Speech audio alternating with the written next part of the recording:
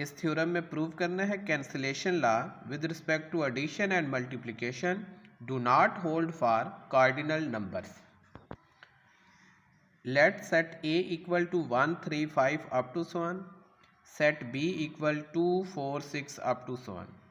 Set a के लिए function define करेंगे f from n to a as f of n equal to 2n minus 1 for each n belong to n। ये जो function हमने define किया ये 1 1 भी है और ऑन टू भी है, इसलिए ये बाइजेक्टिव मैपिंग है। अगर ये function f n to a bijective है इट्स मीन ये सेट n सेट a के इक्विवेलेंट होगा और a इक्विवेलेंट टू n। ऐसे ही सेट b के लिए हमने फंक्शन डिफाइन किया g from n to b as g of n equal to 2n for each n belong to n।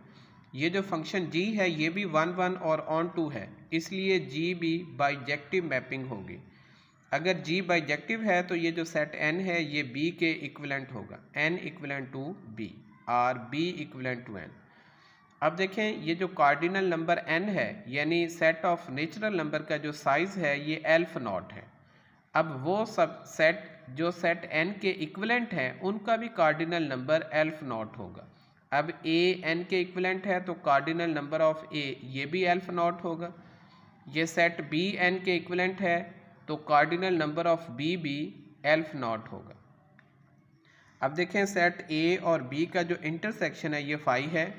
Set a और b का जो यूनियन है ये सेट n के इक्वल है। अब a union b equal to n है, इसलिए cardinal number of a union b equal आएगा कार्डिनल नंबर ऑफ n। इस n को लिख सकते हैं n यूनियन फाई। अब देखें ये कार्डिनल नंबर की प्रॉपर्टी है कि cardinal number of a union b equal होता है cardinal number of a plus cardinal number of b। ऐसे ही यहाँ पे आ जाएगा cardinal number of n plus cardinal number of phi. अब देखें कार्डिनल नंबर ऑफ a जो है ये एल्फ नॉट है, कार्डिनल नंबर b भी aleph naught, cardinal number of n ये भी एल्फ नॉट और कार्डिनल नंबर ऑफ फाई यानी एम्प्टी सेट का साइज ये 0 है। अगर cancellation law with respect to addition hold करे तो ये एल्फ नॉट इस एल्फ नॉट से कैंसिल हो जाएगा, तो ये वाला एल्फ नॉट इक्वल आ जाएगा 0 के। Aleph naught equal to 0 mean ये एल्फ नॉट कार्डिनल नंबर है n का और 0 कार्डिनल नंबर है फाई का, तो ये इक्वल हो जाएंगे। इनके इक्वल होने का मतलब ये है कि ये सेट n और फाई इक्वलेंट है, ये इम्पॉसिबल है। So cancellation law with respect to addition does not hold for cardinal numbers. ऐसे ही देखें n क्रॉस n ये इक्विवेलेंट होता है n के और n इक्विवेलेंट है n क्रॉस 0 के, सेट 0। तो it's mean n cross n equivalent हो जाएगा n क्रॉस सेट 0।